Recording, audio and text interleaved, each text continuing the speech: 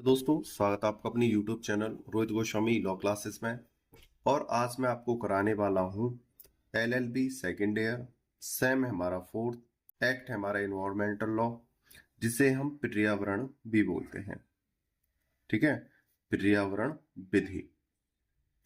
Code है हमारा 4003 और क्वेश्चन नंबर है हमारा बेसिक, यानी बेसिक आज का कराऊंगा। ये क्वेश्चन नहीं है कि जो आपके एग्जाम में आएगा, लेकिन आपके पर्यावरण विधि को समझने के लिए ये बेसिक सीढ़ी है। अगर आपने इसको नहीं समझा तो आप पर्यावरण विधि को नहीं समझ पाओगे। इसलिए सबसे पहले हमें पर्यावरण को पढ़ना है, उसे समझना है, देखना है। इसलिए एक बेसिक क्वेश्चन लेके आया हूं आपके लिए। ठीक है, ज्यादा बात ना करते हुए अपने क्वेश्चन की तरफ चलते हैं और क्वेश्चन को थोड़ा ध्यान से देखना, क्योंकि अगर आप इसे अच्छे से समझ लोगे तो आपका जो बेस है पर्यावरण का मजबूत होगा और आप जो है अच्छे नंबर लेकर आओगे। सबसे पहले देखते हैं हम पर्यावरण इन्वायरमेंटल लॉ। पर्यावरण को हम 3 भागों में बांट सकते हैं। कितने भागों में? 3 भागों में। नंबर 1 तात्पर्य, नंबर 2 घटक, नंबर 3 संरक्षण। पर्यावरण को हम 3 रूपों में पढ़ेंगे। देखो, हम बांटने का मतलब है, जो मैं पर्यावरण का जो आपको ये क्वेश्चन समझा रहा हूं बेसिक, इसको हम 3 पार्ट में पढ़ेंगे, 1, 2 और 3। 3 जगह डिवाइड करके पढ़ेंगे तो हमें बहुत अच्छे से समझ में आएगा। पहले हम पढ़ेंगे तात्पर्य। ठीक है, नंबर 1 पे उसे देखते हैं। पर्यावरण का तात्पर्य क्या है? तात्पर्य परि प्लस आवरण। परि माने होता है पृथ्वी और आवरण माने होता है घिरा हुआ या कोई पर्दे से ढका हुआ। ठीक है, तो परिआवरण का मतलब होता है, परि प्लस आवरण का, पृथ्वी को चारों ओर से घेरी हुई वस्तुएं, चीजें, उसको कहते हैं पर्यावरण। जो आवरण हमें चारों ओर से घेरे हैं, उसमें आपका जो भी आपको वस्तु दिखाई दे रही है, महसूस हो रही है, देख सकते हैं, महसूस कर सकते हैं, या कुछ ऐसी वस्तुएं होती हैं जैसे वायु है, हम सिर्फ इसे महसूस कर सकते हैं लेकिन हमारे पर्यावरण का हिस्सा है। गंध होती है, हमारे पर्यावरण का हिस्सा है। अब इसी तरह से सूक्ष्म जीव होते हैं, हमें दिखाई नहीं देते, इस पर्यावरण का हिस्सा है। अब बात कर लो हमारे पर्यावरण की, जल, भाई हमें दिखाई भी देता है, ये क्या है? ये भी हमारे पर्यावरण का हिस्सा है। नदी, पहाड़, पक्षी, मतलब जो भी हमें दिखाई दे रहा है अपने आसपास, जो हमें महसूस हो रहा है, सब पर्यावरण का हिस्सा है और ये पृथ्वी को घेरे हुए हैं, और प्लस पृथ्वी भी पर्यावरण का ही हिस्सा है। आगे चलते हैं। पृथ्वी पर पाए जाने वाले भूमि, जल, वायु, पेड़ पौधे एवं जीव जंतुओं का समूह, वे अन्य जो हमारे चारों ओर हैं, सामूहिक रूप से पर्यावरण है। जो भी हमें दिखाई दे रहा है, महसूस हो रहा है, सब हमारे पर्यावरण का ही एक हिस्सा है। अब इसे हम और दूसरे तरीके से समझ सकते हैं। पर्यावरण में हम किस किस को ले सकते हैं? जैसे जलमंडल। जलमंडल का मतलब है जहां पर जल है, जल से संबंधी कोई भी वस्तु या जीव जंतु हो जो जल से जुड़े हुए हैं या जल में रह रहे हैं। कुछ पेड़ पौधे ऐसे होते हैं जो जल के अंदर, सॉरी, पौधे ऐसे होते हैं जो जल के अंदर ही होते हैं। तो जो जल से संबंधित चीजें हैं, जल में चाहे कुछ भी हो, वो जलमंडल कहलाएगा। उसी प्रकार से वायु, जो वायु के संपर्क में है, जो वायु से संबंध रखते हैं, उसे वायुमंडल बोलते हैं। तीसरा स्थलमंडल यानी भूमि, जो वस्तुएं, जो चीजें पृथ्वी से जुड़ी हुई हैं, जो पृथ्वी के बिना कार्य नहीं कर सकती हैं, उन्हें स्थलमंडल बोलते हैं, और जो इससे जुड़े रहते हैं। अब बात करते हैं आगे। ये जो है 1 2 3, ये जलमंडल हो गया, वायुमंडल हो गया, और ये स्थलमंडल यानी भूमि का मंडल। ठीक है, 3 है और तीनों देखो एक दूसरे से कनेक्ट हैं। क्या है?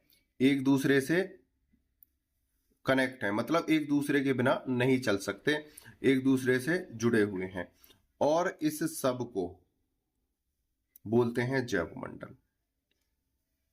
क्या बोलते हैं? जैव मंडल। तो ये क्या है? हमारे पर्यावरण का ही हिस्सा है। स्थल भूमि से जुड़े हुए सभी चीजें जो हमें दिखाई देती हैं, महसूस कर सकते हैं। जल से संबंधित जो हमें जल में पाए जाते हैं या जो हमें कुछ दिखाई नहीं देते सूक्ष्म जीव, वो जलमंडल है। वायु से संबंधित जीव जंतु, सूक्ष्म कीटाणु, धूल के कण सब क्या है? हमारे वायुमंडल हैं, और इस सब को जैवमंडल बोलते हैं, और ये सब क्या है? हमारे पर्यावरण है। ठीक है, आगे चलते हैं। देखो, हमने बोला था पर्यावरण को 3 भागों में याद करेंगे। तात्पर्य, पर्यावरण क्या है वो हमने सब देख लिया है। घटक, अब देखेंगे घटक दूसरा। घटक नंबर 1 घटक में है जैविक और अजैविक। जैविक का मतलब होता है जीवित, जीवित यानी सांस लेने वाले, सांस लेने वाले। और एक होता है अजैविक। क्या होता है? अजैविक, अजीवित। जैसे पेड़ पौधे, जीव जंतु इत्यादि जैविक यानी जो सांस लेते हैं, किसी चीज को महसूस कर सकते हैं, जो जीवित हैं। अजैविक जो सिर्फ हम देख सकते हैं लेकिन और महसूस कर सकते हैं, लेकिन वो जो सांस नहीं लेते, वो निर्जीव हैं। ये क्या है? सजीव। ऐसे समझ लो, सजीव हैं ये, और ये हैं निरजीव। ठीक है, वायु, जल, पहाड़ इत्यादि। तो हमने क्या देखा? घटक कितने होते हैं? 2 प्रकार के होते हैं, जैविक यानी जीवित घटक, और अजैविक यानी निर्जीव घटक। उम्मीद करता हूं समझ में आया होगा। आगे चलते हैं। इन 2 घटकों के अलावा और 2 घटक और हैं। मतलब घटक तो यही है, मतलब घटक तो यही है, जैविक यानी जीवित, जीव जो सजीव, और निर्जीव। घटक 2 ही हैं, सजीव और निर्जीव। लेकिन कुछ ऐसे होते हैं जिनमें थोड़ा अंतर होता है, उसको और देख लेते हैं। घटक एक तो होते हैं प्राकृतिक और एक होते हैं मानव निर्मित। अब समझ में आपके आया होगा। प्राकृतिक में पेड़, जल, वायु, नदी, ये क्या है? प्राकृतिक हैं। अभी हमने क्या पढ़ा था? सजीव घटक पढ़े थे और निर्जीव घटक पढ़े थे। ठीक है, घटक को और हमने थोड़ा तोड़ा। प्राकृतिक घटक देखो, पेड़ पौधे प्रकृति के द्वारा होते हैं, जल प्रकृति द्वारा है, वायु, नदी, ये सब क्या है? प्रकृति द्वारा है। एक होते हैं घटक मानव निर्मित। अगर हम दोनों को एक जगह पढ़ें इसको, तो ये क्या है? प्राकृतिक। ठीक है, ऐसे। और ये क्या है? मानव निर्मित। सड़क, भवन, मोटर वाहन इत्यादि, ये सब कैसे घटक हैं? जो हमारे मानव द्वारा निर्मित हैं, और ये पर्यावरण के ही हिस्से हैं। ठीक है, इनको समझाने का मतलब ये था, पहले सजीव, निर्जीव, दूसरा प्राकृतिक, ये दोनों तो प्राकृतिक में आ जाएंगे, और एक होता मानव निर्मित घटक। ठीक है, और ये सभी जो हैं क्या है? हमारे पर्यावरण का ही हिस्सा हैं। जैविक, अजैविक, प्राकृतिक और मानव निर्मित। आगे चलते हैं। तीसरा जो हमने घटक बताया था, सॉरी घटक नहीं, पर्यावरण का जो तीसरा अंश बताया था, भाग बताया था, वो था संरक्षण। ये तात्पर्य, घटक और संरक्षण हमने 3 जगह इसलिए डिवाइड किया था, आपको तीनों को अच्छे से समझा दिया जाए। ठीक है, पर्यावरण का ऐसा कोई हिस्सा नहीं है कि ये इसका हिस्सा है, संरक्षण कोई हिस्सा थोड़ी है, घटक हिस्सा थोड़ी है, ये तो इनकी क्या करा रहा है? पहचान। उसके बारे में हमें सूचना दे रहा है, पहचान बता रहा है। ठीक है, अब हम इसका तीसरा भाग पढ़ते हैं, संरक्षण। संरक्षण को हम देखेंगे वैश्विक स्तर पर और भारत स्तर पर। ठीक है, वैश्विक स्तर पर देखेंगे संरक्षण को। सबसे पहले वैश्विक में नंबर 1, स्टॉकहोम सम्मेलन स्वीडन 1972 में हुआ था। सबसे पहले स्टॉकहोम में एक सम्मेलन हुआ था और उसमें पर्यावरण से संबंधित बातों को रखा गया था, और इसमें विश्व के सभी वैश्विक देश इसमें शामिल हुए थे, बड़े देश, और जो पर्यावरण से संबंध रखने वाले देश थे, जो जागरूक थे उस समय पे। ये नहीं कि संबंध नहीं रखते हैं कोई भी देश, सब देश संबंध रखता है, लेकिन वैश्विक स्तर पर जो उस समय जागरूक था पर्यावरण के प्रति, उन सभी देशों ने इसमें हिस्सा लिया और स्टॉकहोम सम्मेलन में भाग लिया। ये 1972 में हुआ था, और उसके बाद पर्यावरण दिवस 5 जून 1973 से मनाया जाने लगा। जब ये यहाँ पर बैठक हुई 1972 में, पर्यावरण के पक्ष को रखा गया, उसे सुधारने के लिए, उसे बढ़िया बनाने के लिए, अपने पृथ्वी को सुंदर बनाने के लिए ये सम्मेलन हुआ था। तो उसमें कहा गया कि आने वाले वर्ष से 5 जून से हम पर्यावरण दिवस मनाएंगे, और तभी से 5 जून 1973 से पर्यावरण दिवस प्रतिवर्ष मनाया जाता है। तो यहां तक आपको समझ में आया होगा। 1972 में स्टॉकहोम में बैठक हुई और 1973 से 5 जून को पर्यावरण दिवस मनाया जाने लगा। दूसरा था पृथ्वी सम्मेलन। इसमें ये जो सम्मेलन है रियो में हुआ था 1992 में, यानी 1992 में हुआ था। और ये सम्मेलन स्वीडन सम्मेलन के बाद, स्वीडन सम्मेलन 1972 में हुआ था। 20 वर्ष बाद 1992 में रियो सम्मेलन हुआ था। ठीक है, पूरे 20 वर्ष बाद। देखो, 1972 के बाद 1992 में 20 वर्ष बाद एक सम्मेलन हुआ था, और इस सम्मेलन में सबसे महत्वपूर्ण बात क्या रखी थी? भविष्य बचाओ। यानी अगर हमारा पर्यावरण खराब हो जाएगा, हमारी पृथ्वी दूषित हो जाएगी, पर्यावरण दूषित हो जाएगा, तो हमारा जो भविष्य है वो नहीं बच पाएगा। तो पृथ्वी सम्मेलन जो रियो में हुआ था 1992 में, उसमें एक नारा दिया गया था, भविष्य बचाओ, भविष्य बचाओ। आगे चलते हैं। इसमें आगे पृथ्वी सम्मेलन में समय समय पर फिर बैठक होती रही, और उसमें काफी बैठक हुई, काफी संस्थाएं बनी, लेकिन इनमें एक संस्था बहुत ही ज्यादा महत्वपूर्ण थी। उसका नाम था COP, कॉन्फिडेंट ऑफ पार्टी। क्या नाम था? Confident of party. ये बहुत ज्यादा महत्वपूर्ण है। इसकी जो प्रथम बैठक हुई थी वो बर्लिन में हुई थी 1995 में, 1995 में हुई थी, और इसका उद्देश्य था अपने भविष्य को सुंदर बनाना, वर्तमान पर्यावरण को सुधारना।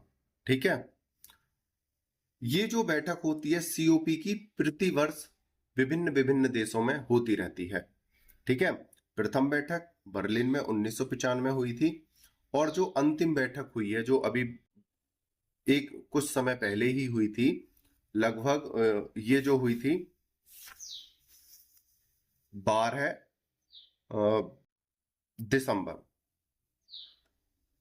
दिसंबर 2023 को हुई थी ये बैठक। COP, confident of party.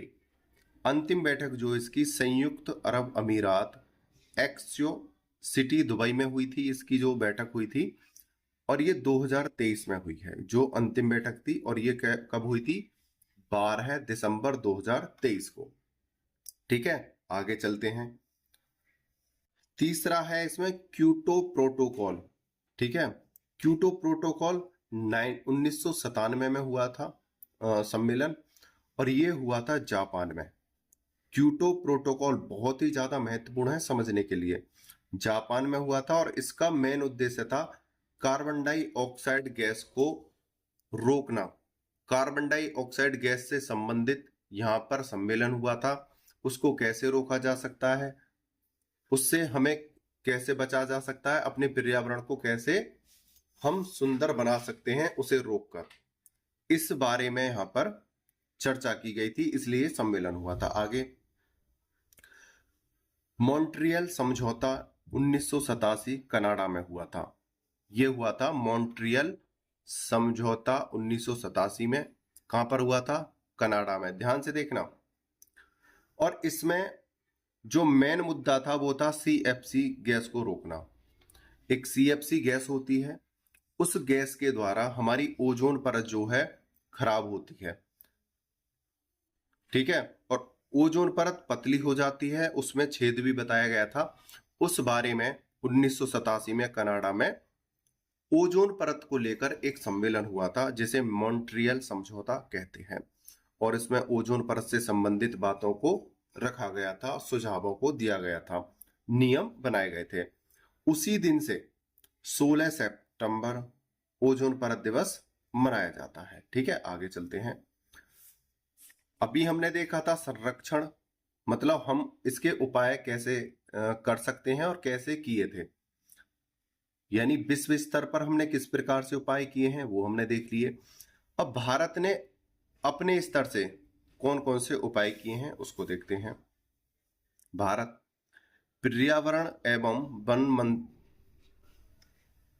मंत्रालय 1985, इसका जो मेन उद्देश्य था वो अपने भारत में पर्यावरण को सुरक्षित करना, उसे संरक्षण प्रदान करना, ज्यादा से ज्यादा पेड़ लगाना, पेड़ों की कटाई न करना, जल प्रदूषण, वायु प्रदूषण, इन सबको रोकना था।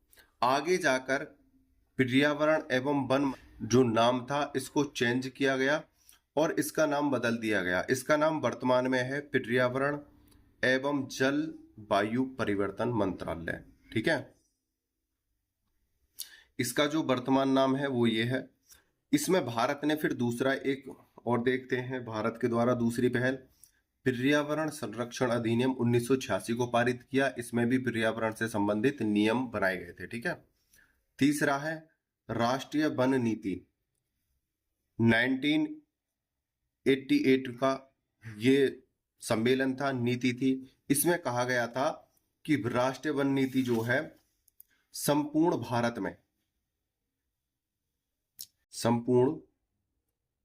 में जो वन है, जो जंगल हैं, उनकी जो संख्या है भूमि के हिसाब से 33% होनी चाहिए। ठीक है, ये यहां पर बोला गया था, जो वनों की संख्या है भूमि पर भारत में 33% होनी चाहिए। और वर्तमान समय में हमारे देश में जो है लगभग 18% से 24% तक बैठती है विभिन्न स्थानों पर। ठीक है, आगे देखते हैं। जैव विविधता अधिनियम पारित हुआ 2002 में। आगे राष्ट्रीय पर्यावरण नीति 2004 में पारित हुई। और हमारा जो भारत है समय समय पर प्रति वर्ष नए नए अधिनियम नियम पर्यावरण से संबंधित लगाता रहता है। एक और है इसमें महत्वपूर्ण, आपको और बता देता हूं, जो 2010 में एक एनजीटी नाम का एक मंत्रालय बनाया था। यहां पर पर्यावरण से संबंधित विवादों को सॉल्व किया जाता था और नियम बनाए जाते थे। भारत में प्रतिवर्ष और समय समय पर पर्यावरण से संबंधित नियम बनाए जाते रहते हैं। ठीक है, उम्मीद करता हूं ये जो बेसिक स्ट्रक्चर था पर्यावरण का आपको समझ में आया होगा। आगे चलते हैं। कुछ प्रमुख दिवस हैं पर्यावरण से संबंधित। 2 फरवरी विश्व नम भूमि दिवस। विश्व नम भूमि दिवस, जितनी हमारी भूमि नम रहेगी उतनी ही हमारा जो पर्यावरण है स्वच्छ रहेगा। 21 मार्च विश्व वन दिवस। 22 मार्च विश्व जल दिवस। 22 अप्रैल पृथ्वी दिवस। 22 मई जैव विविधता दिवस। 5 जून पर्यावरण दिवस। 16 सितंबर ओजोन परत दिवस। ये जो है मनाए जाते हैं। उम्मीद करता हूं यह क्वेश्चन आपको अच्छे से समझ में आया होगा। हमने आपको समझाने के लिए इसे 3 भागों में डिवाइड कर दिया था। आपने वीडियो को अंत तक देखा है, मुझे अच्छे से सुना है, उसके लिए धन्यवाद। टेक केयर, बाय बाय, जय हिंद, जय भारत।